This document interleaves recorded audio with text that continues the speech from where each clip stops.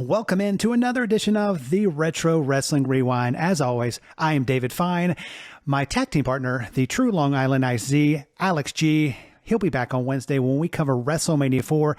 But today I have a very special guest, a man who I met 1 year ago, upcoming in April at WrestleMania, WrestleCon, the great Mac Davis. Man, 1 year ago, can you believe, what were you doing at this moment? Were you anticipating your trip to New York City and WrestleMania and WrestleCon? I really was, and it's great to be here. Thank you. It's that particular WrestleCon, as you know, there was so much going into that. There was the NWA, there was their run with Cody and Nick, and everything that was happening at that time, along with WrestleMania, just made things at a real amped level at that particular year. And of course, my mind wasn't all there. Yeah, and thank God I had you there, because otherwise I've been in a lot of trouble. Because we'll definitely tell that story coming. It's a funny story, guys. You'll find it funny. But yeah, I mean, I'm just thinking that I was talking to Bill last night, because he's actually going to maybe appear on the program this weekend, because I finally nailed him down. I was like, you're not really going anywhere. You're not going to. He was supposed to come to Atlanta or to Rome, Georgia for Superstars of Wrestling, but I think that's most officially probably going to be canceled, or he said he will not travel to that event, even if it's happening. But I mean, I cannot believe 1 year ago we were going to New York. We were walking around, and now New York City is closed down. No wrestling. It's just, and WrestleMania is now 2 days. It's a 2-day event. So I mean, what are your thoughts on that? I mean, it's just weird. It's one of the strangest things during our lifetime. We've never seen a WrestleMania delayed, much less canceled for the most part. I mean, because all the events that went with WrestleMania, not just the event that you see on pay-per-view, but everything that leads up to that, all their shows prior to, including all the indie shows, ROH, you name them, they're all out there. And they took a heck of a risk. And then when the coronavirus came, it was devastating to a lot of people on many, many different levels. You're not just talking about the wrestling talent, the indie talent. You're not talking about just the promoters and what they may have into it, but you've got the city of Tampa Bay, the money that they're going to lose in this process by WrestleMania not being there is just astronomical. And of course, it rolls down to your hotels, your restaurants. Every bit of that is taking a hit from this coronavirus. So yeah, it's nothing like we've ever seen in our lifetime, I know. And to see New York the way it is now, when you bring up the live cam at Times Square and you look out there, you're like, oh, wow, compared to what you and I saw when we were there. Yeah, I mean, it was it's one of those things that I hope we never see again. And the thing about WrestleMania, they're not canceling it. It's 2 days. They're pre-taping it, according to some sources. WWE, if that's just terrible. If they cancel WrestleMania, WWE is going to lose money. But it's the independent promotions that bank on WrestleMania weekend as their WrestleMania weekend show. They may or may not be able to survive, and the independent wrestlers that are booked that can't do stuff, that can't do shows. It's a sad thing, all together. I mean, other than the fact that people are dying, and I mean that's terrible. But when you go down to wrestling, it's the weekend that people look forward to, and the Super Bowl. I mean, basically what people say about the NFL, and that the Super Bowl is a big money maker for a lot of people, including the NFL. It's one of those times of the year, especially for wrestling in our situation of WrestleMania. There's a lot of money in the month of April, and without April and that income, it hurts a lot of promotions from going forward and may have to rethink their entire, rest of the years. How many shows can they run? How many can they afford right now? What would the draw be? Because even if we open, people back up saying, go out, be free, go do what you want to do, there's still the economic impact that's going to take a while. That's not going to be immediate. I mean, because people are losing money now. They're losing their jobs. So with all that in hand, it's not like people are just suddenly going to go right back and fill up a venue again, because they won't. They're going to be nervous about going. They're going to feel guilty if they take their family to see something, until they know for sure. And that may be next year for all we know. Yeah, I mean, it's a world of hurt for and the thing about like independent wrestling. I mean, yeah, independent wrestling may come back, but say a great independent wrestler, they lose their job, their, as I call it, their shoot job, and they can't afford to, to go to wrestle, to work anymore, take time off from work to go work a show out of town. I mean, it's gonna trickle down. We have not seen it, but we were talking about at the start when we were in New York last year. We went to karaoke with Bill. We had a great time. Had a few drinks. That's a understatement. We went to a pizza joint. We got into a cab, and you look down, and what? I didn't have my camera. I was missing my video camera that I had been, at that point, recording every bit of the footage from WrestleCon. And I had interviews on there that one time only type of interviews that I was just sick to my stomach. I mean, it's just like, I know people have that feeling like you lose your keys or something. It's just that your heart goes boom, yeah. It just drops. And that's what happened that night. And of all times too, because you got to remember a year ago, I was pretty much still am, but I mean, in the world of wrestling, I wasn't active. I had just started getting active again because I'd been out for a while. And so being there with Bill was kind of my reintroduction into kind of getting around and being into business again. And here it is the first time. And I and then I don't have what I need. And then I said, Mac, here's an idea. I just came out, but call your whatever credit card. Before you go there, okay. Let me mention that it was late. It was late at night when we're talking now. So at this point, everything is closing in New York, believe it or not. A lot of the food places are closing. So I am freaking out at this point because we know that the pizza place we went to is not open anymore. It's not. No, I might get to see if I got my bag. Won't be until the morning time. Okay, so it's not like it was a specialty restaurant. That it's one of none, one of one.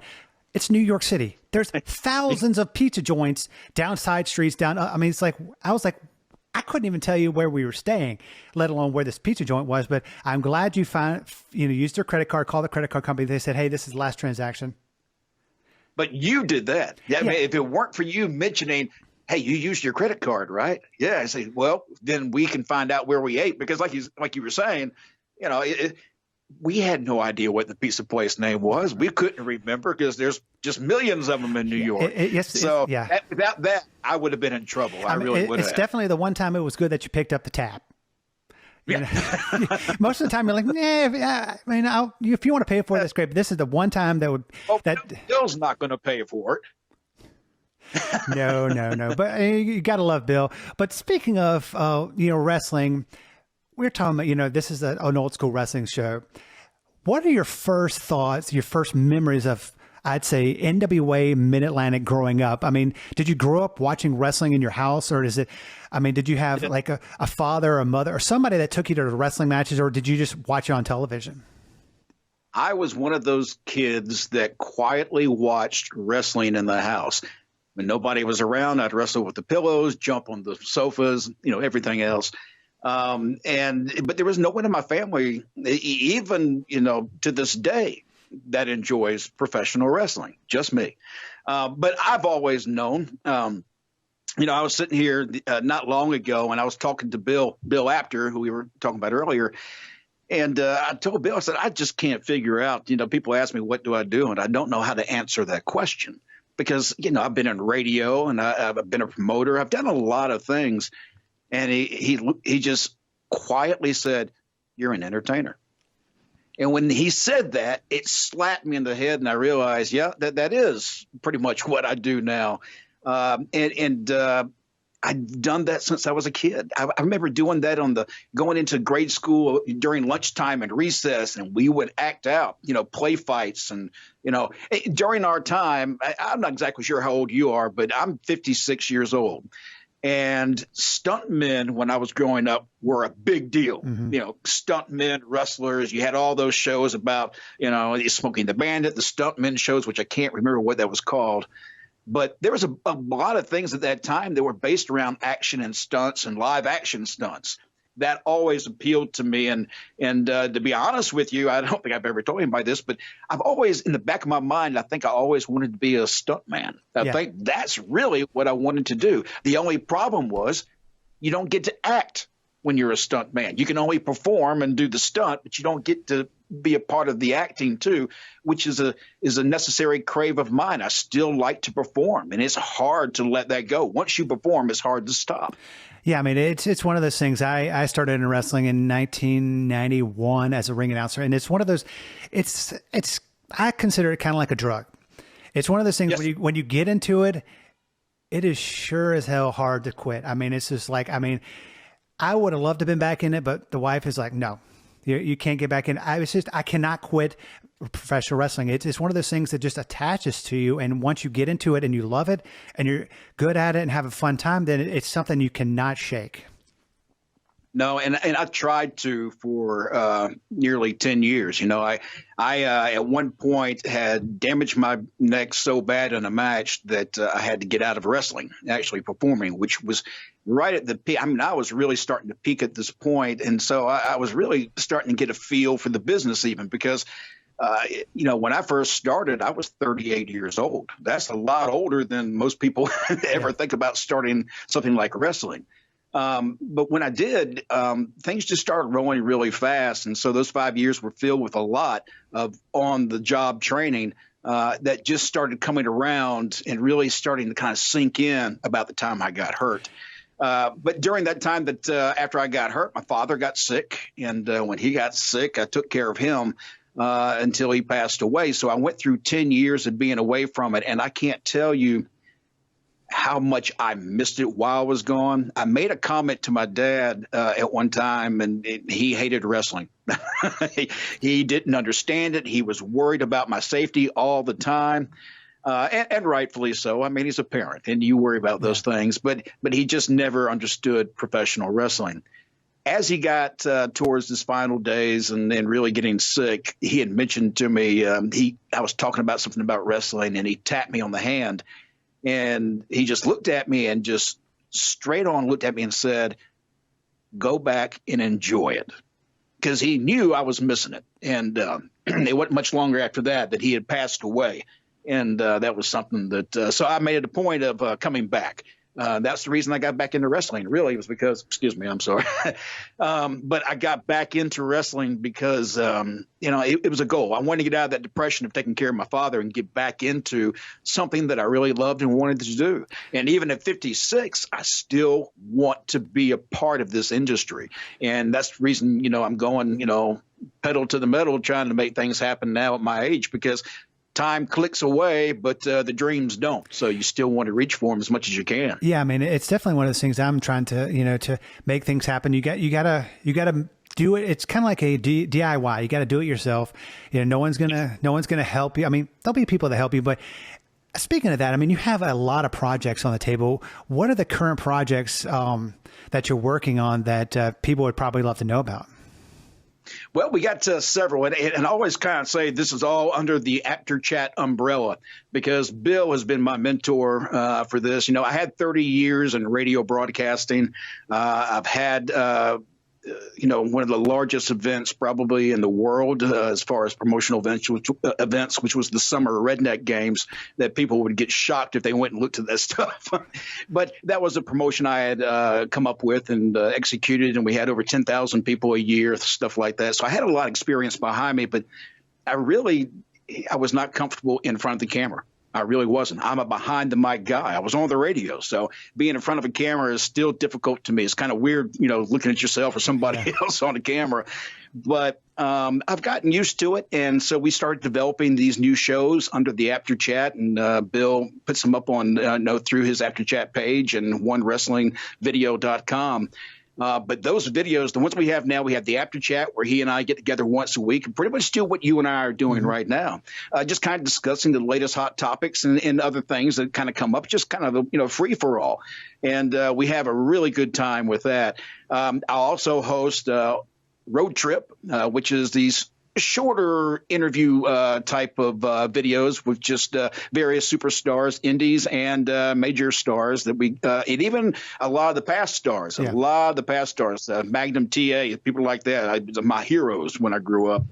But so I've got those shows. Then we also have 30-minute time limit, which is a brand new show, which will be you'll see about, well, the plan was 3 or 4 a year because they're long length interviews. But unfortunately, right now, getting content in the places I was going to get that content have been canceled. So, when the next 30-minute time limit comes up is as soon as I can get another interview safely so that everybody's comfortable. And then we have a new show, which is Promo Time. And Promo Time is going to be everyone's chance. It always says, I can cut a better promo than that son of a gun. Well, let's see what you can do, because it's going to give an open forum to everybody to perform 2 minutes or less and send them in. You can send those in to wrestlingpromotime@gmail.com. Get those in because right now, in fact, just before we went on together, just here, I was talking with a particular individual about making of the grand prize, which will be a title belt, and it's going to be a beautiful title belt. So you're going to want to be a part of this competition. It will last, we hope, depending upon the injuries, either once a month or once a week. If the injuries come in good, we'll run it once a week. Otherwise, it'll be once a month program. And I've already seen a few of them. Some of them are hilarious. Some of them are straightforward, looking down the camera, ready to kill you. So, just a matter of what you want to put out there. We take them all, but we just ask you keep the profanity to a minimum because, we would like this to be something that a lot of people can watch. And right now, being locked in as we are during the quarantine that's going on, I'm not sure when this will air, but during this quarantine time, perfect time to open up the camera, have a little bit of fun, get stupid, and just let's all get together and just, relax a little bit. Yeah, I mean, I definitely love 30-minute time limit. I know that the last one that I saw was with Dave LaGreca, Busted Open Radio. That man, I listen to that show as much as I can. I mean, what was it like sitting down and talking to him about the business? I mean, because he has been in the game for a couple of years. He's got a highly popular radio show. I mean, how was it talking to him? You'll understand this because you know the type of businesses I've been in, and I know what you've been in. I've interviewed a lot of wrestling people, wrestlers themselves, whether they're managers or superstars. They never really unnerved me too much because I've known so many of them over the years that just doesn't bother me. Getting to interview Dave LaGreca was nerve-wracking as hell. I'm not going to lie. Because first of all, I'm looking at him as he's a radio professional on Sirius XM. Yeah. I'm a radio guy, and so now I know he may be judging me on my interview skills, how I'm, your mind just starts taking over. You're not sure what he's thinking.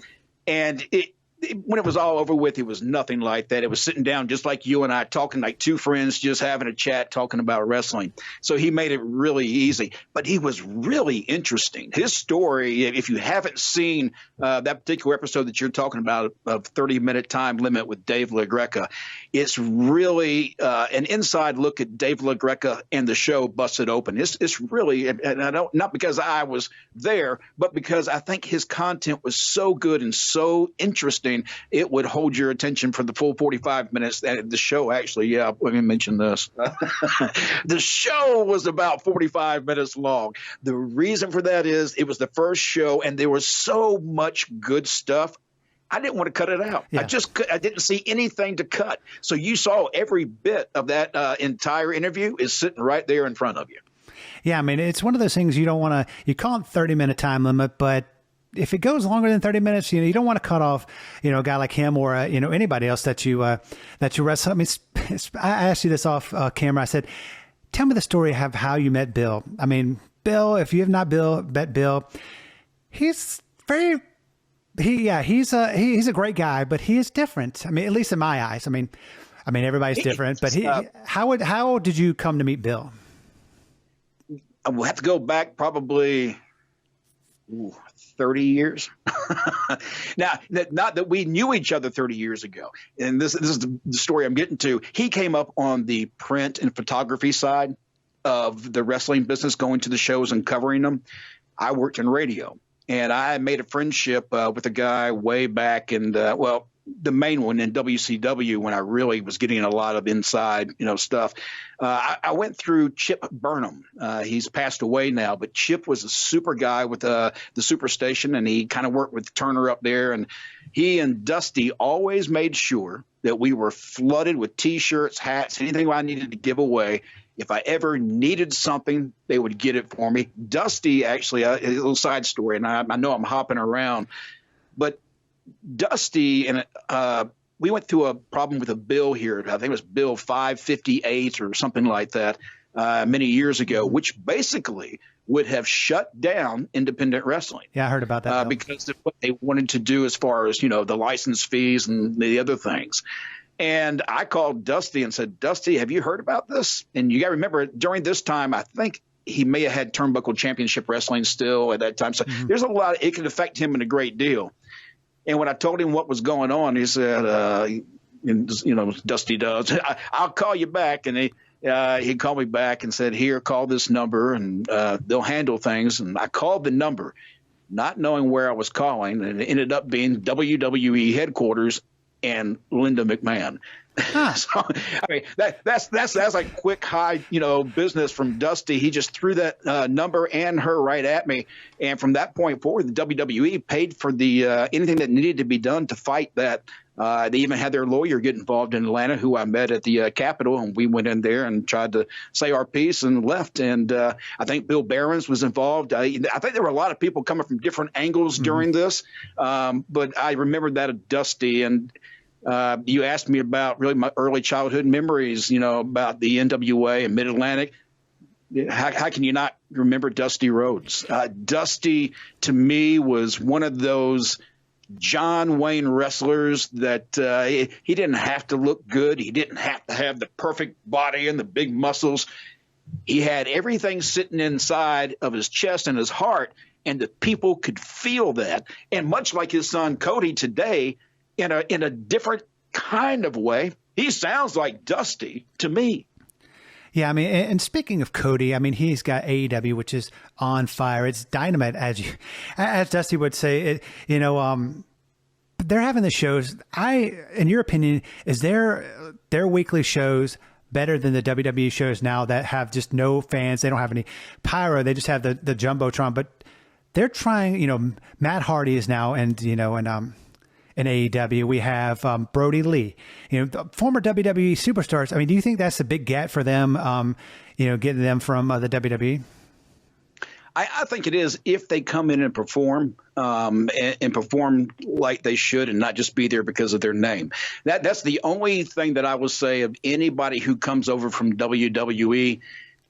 If they come over with the attitude they want to work and perform just like anyone else, not be a prima donna, come in there and be a part of a team, I think that it's a great move. Anytime they can get someone like that. The question is, how many of those are out there? I'm sure there are. I mean, sure there are a lot out there, but yeah, I mean, they have, their show on Wednesday, and it's just, I think it's a great promotion, but.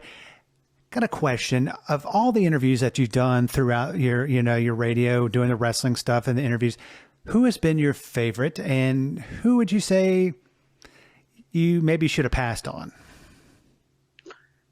Ooh, that's a good question. My favorite's pretty easy. Wolfman Jack would have been the one. I met Wolfman by accident. I was working in radio in Savannah at a station called Wave 97. It's been a long time ago, but they had a show called Lunchtime Memories. And I was on the show and spinning the oldies. Back then, we actually had turntables still. So, I'm doing all that, and I'm doing Wolfman Jack impersonations in between the oldies, kind of like what he used to do. And I was just goofing around. I don't know if it was a particular song that kind of made me do that or what. But it just so happens that Wolfman Jack was passing through Savannah and listening to our station and heard it.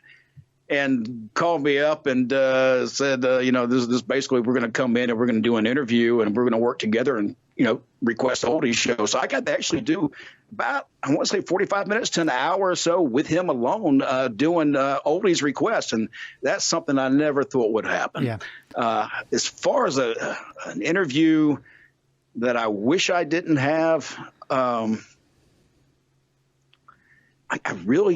don't know that there is one. I don't think I've ever regretted any interview, because I've always tried to approach all interviews, anything I do really just upfront, blunt, honest, and if it works, it works. And if it doesn't, it doesn't. That's sometimes it's on me. Sometimes it's on the person I'm interviewing. Yeah. I mean, I think going to these conventions, I wish the conventions were still up right now, with everybody not being able to travel. I mean, it hurts the business. And when we were at WrestleCon, I remember meeting Virgil, and that was an interesting meet. He is I'm sure you've had a run-in with him and you've met him.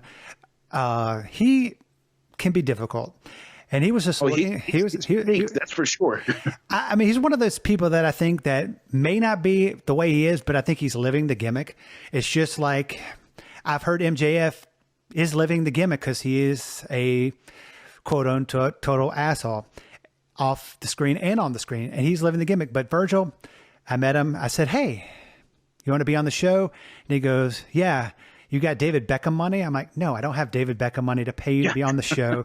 And he was trying to find a table to sit at, and I'd run into him before at WrestleMania 30. We were in New Orleans, and he was sitting at the craps table at the casino in I think it was Harrah's in New Orleans by himself. And it's just, I think he's just one of those guys that he's giving the fans what they expect, and I think he's just living the dream and living the gimmick. If he's working everybody, he's doing a hell of a job. Yeah, yeah. If he's not like that and for real, and then he is he's definitely pulling the wool over everybody's shoulders. But yeah. But the one other question I wanted, a couple other questions, but kind of circling back to getting into wrestling. How did you get into wrestling? I mean, training, I know we talked about that, but like the first promotion you worked for, I mean, how did you get into this sport? I mean, I know you watched as a kid and then got into it later on in life. How did you do that? I got into it by accident. As much as I loved wrestling and even at that point, I was going behind the scenes. I knew a lot of the guys in the back. And I just made a point, I think back then, to just blend in. That was the thing when Bill and I met. We kind of tried to blend in so you don't get in the way. Because back then they protected that area very, very hard. You couldn't get anywhere near the back. And so they had to trust you. What was the question again? I'm sorry. I know you asked me something different than just that. How you got into – yeah. I'm sorry. I got started by accident. We were doing a promotion for the radio station I was working for at the time.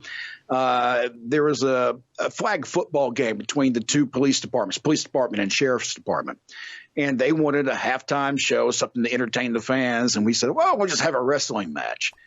I was involved in that wrestling match, and it was just really the ring that we set up was like a wrestling mat on the ground, maybe some garbage cans, put some rope around me. It was nothing special, but it got the point across.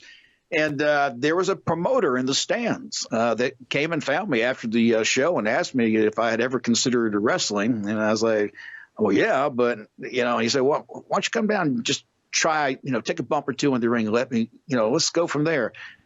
That's pretty much how it happened. I ended up getting in. And when I did get in, and the reason I had to train while on the job was because when I first started, my very first match, which was meant just for me to get in there, just kind of learn my way around the ring, really, and kind of get a feel with the fans being out there and everything. That first match, the fans went nuts. And didn't have a choice. They were pushing me to be in a main event. I got in the main event a long time before I should have been there, solely because the fans wanted me to make it. They just it's like they were watching me grow. I think that was part of the whole thing. They got to see it from start to finish when I actually had a big cage event against a guy named Richie Wires, or Platinum Playboy. And that was my first big match. It was the first time and only time I can think of where all the guys in the back made it into the stands to watch the match that we were doing. So, when you got the boys in the back coming out to watch your match and sitting in the stands and, kind of mingling among all the fans, that maybe something big is going to happen. Part of it may be they were waiting for a train wreck. Yeah. But the place just went crazy. It was the best feeling I've ever had of any match when that match ended at Rage in the Cage. It was just an incredible. You could feel the fans. The fans felt every bit like they won that match as much as I did. And you could feel that in the building. It's an electrical charge I can't explain. I've never felt that again.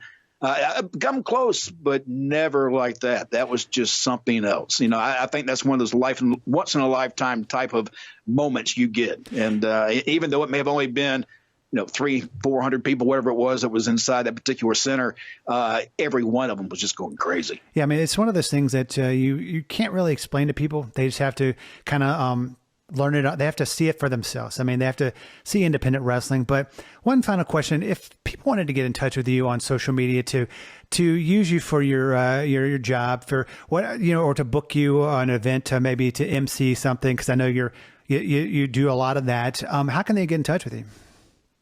You can find me on social media at Mad Mac Davis. There's contacts all over the place. Also, a good chance for you to see some of the stuff we're talking about now and some of the videos, and it has links to get to where you need to go to see some of those. It's all free. It's not going to cost you a nickel.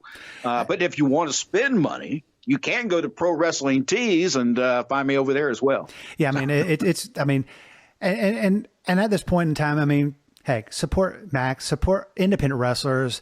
They need it right now. I mean, they need some extra cash that they're not going to get each and every week. But Mac Davis, I'm going to let me say this right now. I really, if somebody's going to spend their money on a T-shirt, I'd rather you help a different individual right now. I'm lucky enough to be in a good situation right now where I have not been affected. So if you're going to spend money and I'm going to go buy one of his shirts, I would prefer that you go buy somebody else who could really use that help. Yeah, I mean, they could definitely use that help. But Mac Davis, thanks for coming on the program. And hey, we'll definitely have to do it again. Sounds good.